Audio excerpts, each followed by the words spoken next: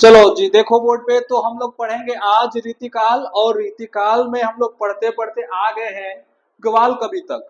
यानी इससे पहले रीतिबद्ध के जितने भी कवि थे, केशव दास, चिंतामणि, मतीराम, भूषण, हाँ, इन सब के बारे में हम लोगों ने पढ़ लिया है। हाँ, तो अब हम लोग अगला जो कवि हम लोग को पढ़ना था, ग्वाल कवि के बारे में पढ़ना है। ठीक है, भिखारी दास जी, इन सब के बारे में हम लोग पढ़ चुके हैं, प्रताप शाही के बारे में पढ़ लिए हैं। अब हम पढ़ेंगे ग्वाल कवि। ठीक है, तो ग्वाल कवि की बात किया जाए तो इनका जन्म की बात किया जाए कि इनका जन्म कब हुआ था, तो जन्म जो है 1791 ईस्वी की बात है, जब इनका क्या हुआ था, जन्म हुआ था। ठीक है, अगर बात किया जाए जन्म स्थान, तो जन्म स्थान है वृंदावन। कहाँ है, वृंदावन। अब वृंदावन सबको पता है कहाँ पे है, मथुरा में। ठीक है, यानी भगवान श्री कृष्ण की नगरी में इनका क्या हुआ था, जन्म हुआ था। ठीक, यहाँ तक चीजें समझ में आया। वृंदावन, मथुरा।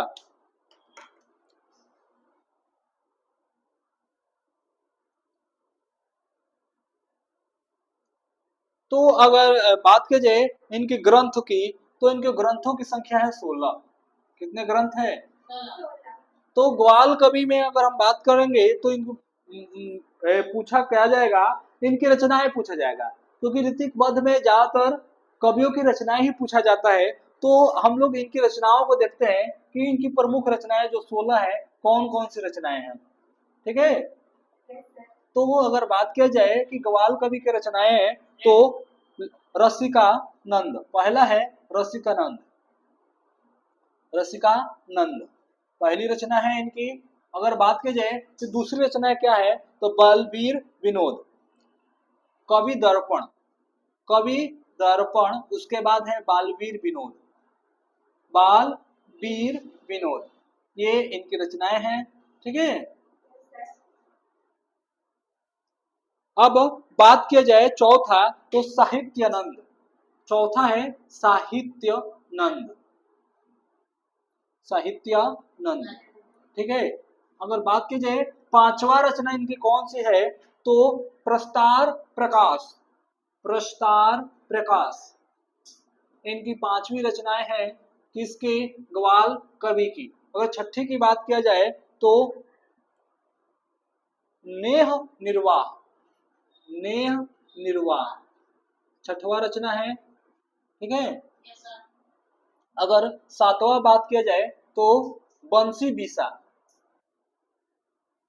बंसी बिसा। अब आठवां की बात किया जाए तो हमीर हट, आठवां की बात किया जाए तो क्या है, हमीर हट। ठीक, अगर बात की जाए कि नौवां रचना बता दीजिए कि इनकी नौवां रचना कौन है, तो विजय विनोद। नौवां क्या है, विजय विनोद इनकी नौवीं रचना है। ठीक है, अब बात किया जाए कि 10वीं बता दीजिए, तो 10वीं कौन सी इनकी रचना है, तो भक्ति भावन, 10वीं है भक्ति भावन, बावन नहीं है, भावन है। ठीक है, अब बात किया जाए 11 नंबर, तो कुब कुब्जा, कुब्जा अष्टक। ठीक, कुब्जा अष्टक। अब बात किया जाए 12 गुरु पचीसा, क्या था, गुरु पचासा, पचासा है, पचीसा नहीं है, थोड़ा सा इसको लेवल बढ़ा देंगे, 50 कर देंगे। ठीक है, अगला है निम्बार्क, निम्बार्क संप्रदाय वाला नहीं है, निम्बार्क संप्रदाय तो हम लोग पढ़ चुके हैं। निम्बार्क स्वाक्यष्टक, निम्बार्क स्वाक्याष्टक। इतना तो जो इंपॉर्टेंट है उनको पढ़ लेंगे। ठीक है, इश्क लहर, इश्क का लहर है। ठीक है, इश्क लहर दर याव, देखो इसको तीनों में मिक्स कर दिया है, इश्क को कर दिया है, लहर को कर दिया है, दरियाओं को कर दिया है। हाँ, इश्क करोगे तो लहर बनकर दरियाओं में क्या हो जाओगे, बह जाओगे। और तुम्हारा कहानी वहीं पे क्या हो जाएगा, खत्म हो जाएगा। ग्वाल कवि पहले ही समझा चुके हैं, इन सब के चक्करों में नहीं पड़ना है। अगला है कवि, ठीक है। लास्ट है हृदय विनोद।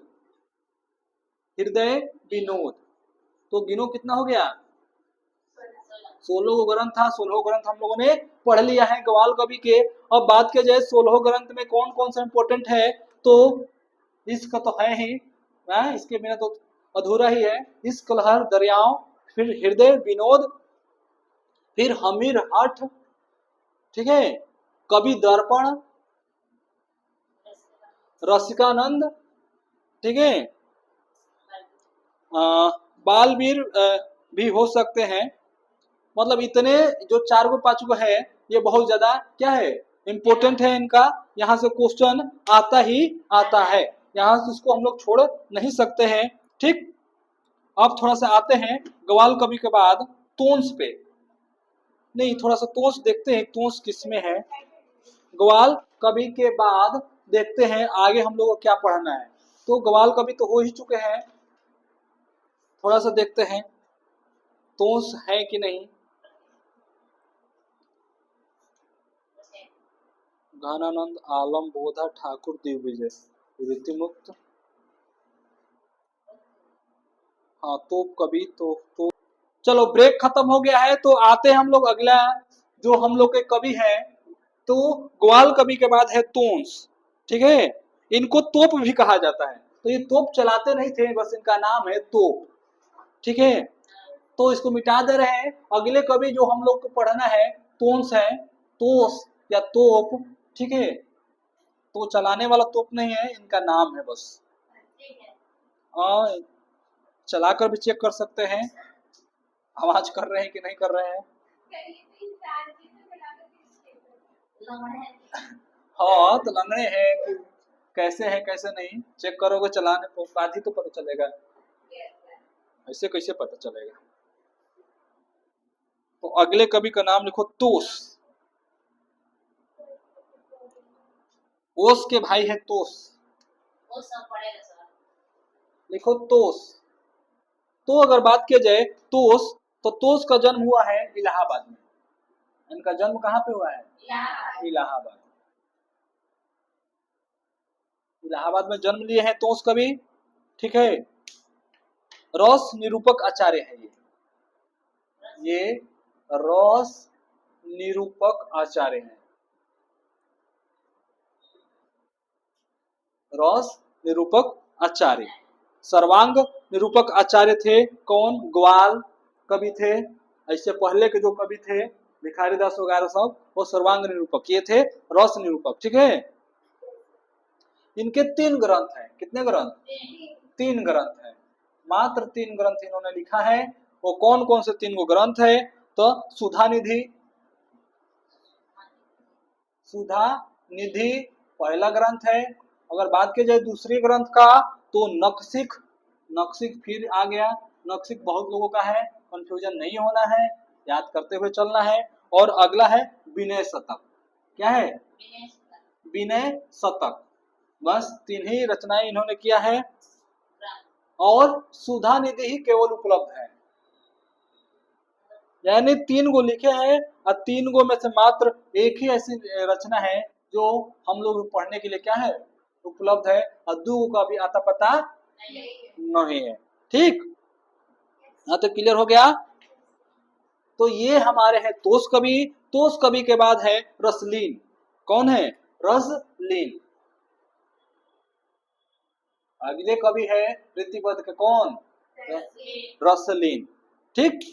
तो रस से भरे हैं, इस वजह से इनका नाम क्या है, रसलीन, ठीक है।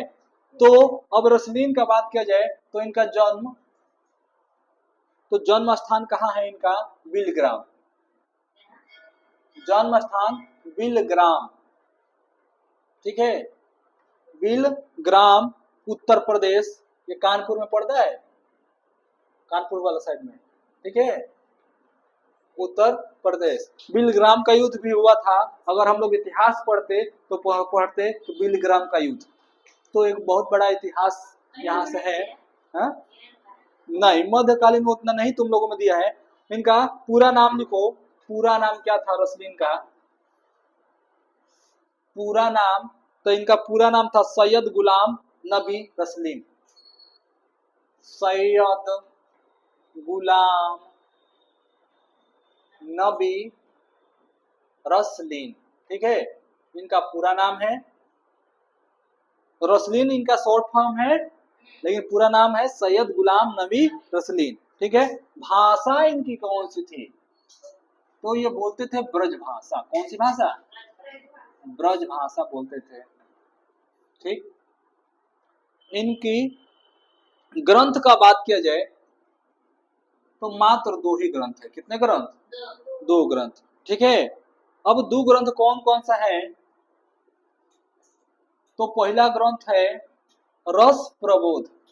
रस प्रबोध पहला ग्रंथ, ठीक। अगर दूसरी बात किया जाए तो अंग दर्पण। दूसरा क्या है? अंग दर्पण। ये इनकी 2 क्या है? ग्रंथ है या रचनाएं हैं, ठीक है। तो बात किया जाए रसलीन का या तोस का, तो तोस का 3 गो ग्रंथ है। कितना ग्रंथ? 3। सुधा निधि, नखशिख, विनय शतक। और रसलीन की बात किया जाए तो 2 ग्रंथ है, रस प्रबोध और अंग दर्पण, ठीक है। अगर बात किया जाए ग्वाल का, तो ग्वाल का है 16 गो। कितना है? 16। रसिकानंद, बालवीर विनोद, प्रस्तार प्रकाश, वंशी बिसा, विजय विनोद, कुब्जाष्टक, निम्बार्क संप्रदाय, कवि, फिर कवि दर्पण, फिर साहित्यानंद, नेह निर्वाह, अमीर भट्ट, अमीर हठ, भक्त भावन, गुरु पचासा, इश्क लहर, दरियाओं और हृदय विनोद।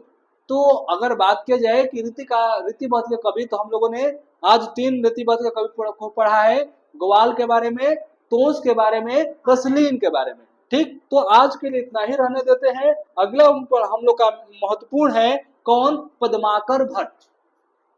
तो आगे जब हम लोग पढ़ेंगे तो पद्माकर भट्ट के बारे में पढ़ेंगे, और ये इंपॉर्टेंट है, यहाँ से क्वेश्चन से बहुत ज्यादा पूछा जाता है, तो इनको अच्छे से पढ़ेंगे। आज के लिए इतना ही रहने देते हैं। बहुत बहुत धन्यवाद।